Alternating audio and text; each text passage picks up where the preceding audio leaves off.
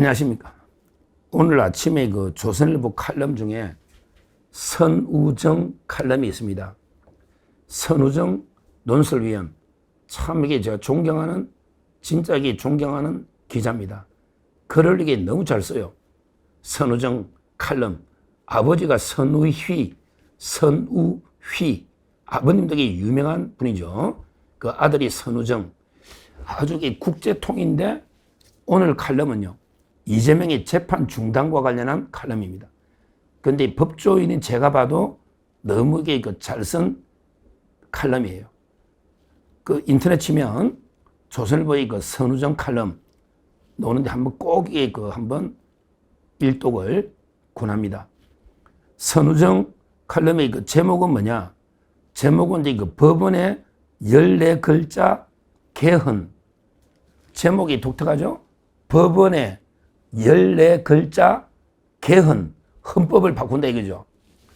이게 무슨 말이냐? 바로 이제 이재명의 그 재판을 중단했잖아요. 그때 특히 공직선거법이죠. 이재명의 공직선거법이 대법원에서 10대 2로 파기환송됐잖아요. 이건 이제 고등법원에 왔는데 재판을 이미 대법원에서 유죄까지 확정된 거 아닙니까? 10대 2로. 그러면 이게 재판해가지고 이재명을 날리되는데, 근데 재판을 중단했는데, 그게 글자가 14자다 이 말입니다. 고등법원의 판사가 이재명의 재판을 공직선거법 중단할 때, 그때 글자가 14자인데 뭐라 했냐? 헌법 제84조에 따른 조치입니다. 헌법 제84조에 따른 조치입니다. 이러니까 이게 14글자밖에 안 된다. 근데요, 이게 84조가 어떻다 저떻다 아무런 해석이 없잖아요. 이게 한심한 거죠. 예를 들어 이게 84조가 대통령의 형사소추 특권인데, 이거는 이제 재직 중에 내란하고 외환 빼고는 소추를 안 당한다. 그러면 이게 기존에 진행 중인 재판 자체는 당연히 진행돼야 된다. 이런 게 논의가 압도적인데, 그러기 전 국민의 63%가 했다는 게 출구조사에 나오잖아요. 그러면 이게 84조에 대해서 여러 이제 견해를 검토한 다음에 결론을 이게 내려야 되는데, 근데 아무런 설명도 없이 완전히 국민을 개무시하는 거죠. 그냥 헌법 84조에 따른 조치입니다. 14자다 이거지. 근데 이걸 선우정 논설위원은 이거는 판사가, 즉 사법부가 헌법을 개헌하는 거하고 똑같다. 이게 중요한 겁니다. 개헌. 왜 그러냐면 헌법에 무는 대로 해석하면요, 재판이 진행되는 게 너무나 당연하잖아요. 왜 그러냐면 대통령이 되고 나서 새롭게 직무상 행위하다가 새롭게 기소가 되면 안 된다 이 뜻인데, 이거는 기존에 진행 중인 재판을 중단하는 거는 법에는 아무런 근거가 없잖아요. 그래서 이제 문헌의 해석 범위를 벗어난 거다. 이거는 법원이요, 판사가 오히려 헌법을 일방적으로 개헌, 지 맘대로 바꿔가지고 재판 중단시킨 거 아니냐. 그러니까 헌법을 지 맘대로 떠들곤친 거다. 이런 게 예리한 비판입니다. 그렇잖아요. 일개 판사가 법대로 재판하면 되지. 근데 자기가 헌법을 떠들곤쳐서 헌법에 분명히 중단이 안 되는데 중단되는 걸로 결론 내렸으니까 이거야말로 법원이 월권 바로 개헌한 게 아니냐. 이게 칼럼의 핵심적인 내용입니다. 이 칼럼을 잘 읽어보면요, 제가 주장한 거하고 비슷한 게 많습니다. 왜냐? 저는 이래 봐요. 결국에 법원은요, 원칙대로 법대로 그냥 재판을 했으면 되는 거예요. 했으면. 그러면 민주당이나 이재명이 어떻게 대응할까요? 법원에서 이제 원칙대로 재판하면 민주당이나 이재명이는 막 큰일 났다. 그러면 대통령이 됐을 때는 재판을 중단한다. 이런 식으로 형사소송법을 개정을 했지 않겠습니까? 지금 형사소송법의 공판 절차가 중지되는, 보면 피고인이 질병이 있다. 피고인이 식물인간이 됐다. 이런 경우는 재판이 중단되거든요. 여기에다가 이제 조문 하나 추가해가지고 피고인이 대통령이 된 경우는 재판을 중단한다. 이런 식으로 형사소송법을 원래는 개정을 하려고 했거든요. 그러면 이게 그 개정하면 판사도 이게 법을 따라야 되니까 그때 가서 이게 중단해도 된다 이 말이죠. 제가 몇 번 이야기했잖아. 사법부는 원칙대로 재판하고 그러면 이게 민주당과 이재명이가 막 놀래가지고 자기들이 무리하게 형소법을 개정을 해가지고 재판을 이게 막 중단시키려 할 거 아닙니까? 그러면 이게 국민들이 또 그걸 판단할 거 아니에요. 그러면 이게 그 법원은 권위가 산다 이 말이에요. 근데 지금은 우리 이게 뭡니까? 법원이 바람도 불기 전에 법원이 먼저 누워버리니까 오히려 이게 이재명이나 민주당이 어휴 잘 됐네. 우리가 형소법을 무리하게 바꾸려 했더니 법 바꿀 필요 없네? 어차피 이게 법원이 알아서 기네. 이러고 있잖아요. 정말 이게 그 법원이 한심하다. 그래서 이제 그 선우정 칼럼에 이랬잖아요. 그런데 법원은 설명도 없이 중단했다. 그러면서 이게 그 권위와 법원의 권위와 법적 성숙의 기회를 법원은 재판과 함께 날려버렸다. 한마디로 이게 법원의 권위를 세울 수 있는 이걸 이게 날려버렸다. 왜? 바람도 불기 전에 먼저 누워버리니까 법원의 권위를 날려버렸다. 그 다음에 이런 논쟁 통해서 이게 법적 성숙, 되게 그 법치가 사는데 아니 뭐 설명도 없이 일방적으로 중단이 다 되니까 우리나라가 이게 법치 국가가 맞냐? 이런 이제 그 회의가 노는 겁니다. 실제요. 가장 중요한 거는 이제 이 칼럼에서도 말하지만 누구나 이게 그 법 앞에 평등하다. 법 앞에 평등하다. 이게 대원칙입니다. 그렇다면 이게 특권이라는 거는 아주 예외적으로 인정되는 거죠. 따라서 이 특권은 아주 엄격하게 딱 해석을 해야지. 이걸 이게 무제한으로 특권을 넓히면 안 되는 겁니다. 따라서 이 대통령의 소추 특권은 대통령이 재직 중에 직무와 관련해서 내란 외환죄 빼고는 새롭게 소출 안 당하는 기소를 이렇게 좁게 해석해야지. 이걸 이게 무한정 넓혀서 기존에 진행 중인 재판도 다 중단한다.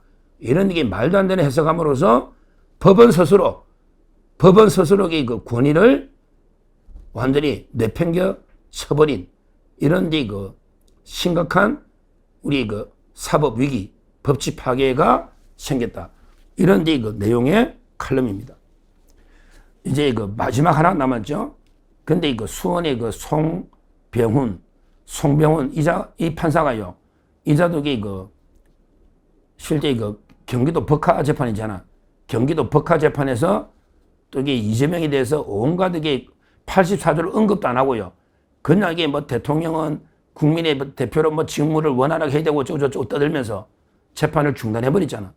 우리 수원지방법원의 송병훈은 84조는 언급도 안 하고 오히려 이제 그 뭐 대통령이 직무를 원활하게 뭐 해야 된다 어쩌고저쩌고 이래가지고 이게 그 엎드려버린 이런 게 부끄러운 결정을 했는데 아직도 이게 송병훈이가 하나 더 결정할 게 남았죠.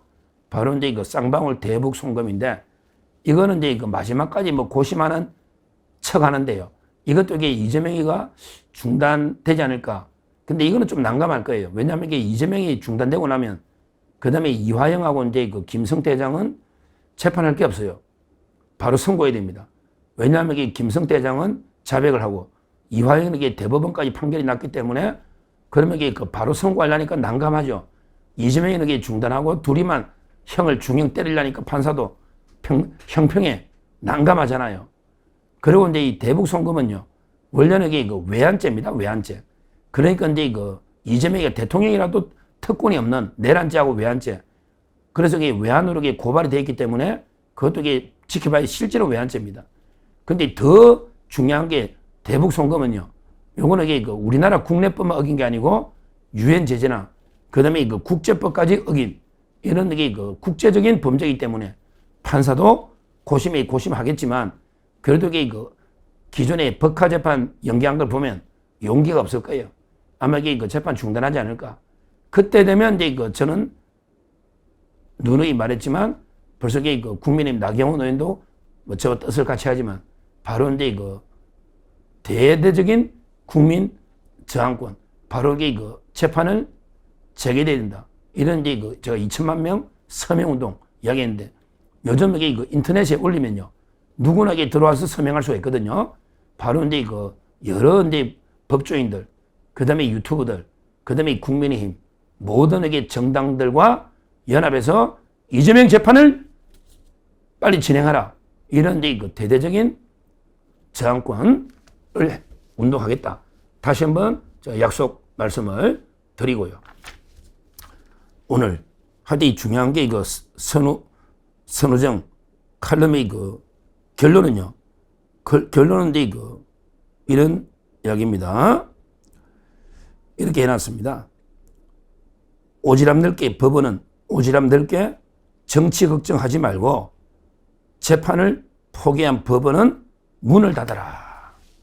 야, 참 이게 법원이 정치 걱정하지 말고 그러니까 법원은 이게 그냥 법리대로 그대로 이게 재판 진행했으면 아무런 이게 문제가 없었는데 스스로 이게 법의 권위를 땅바닥에 떨어뜨린 거 아닙니까?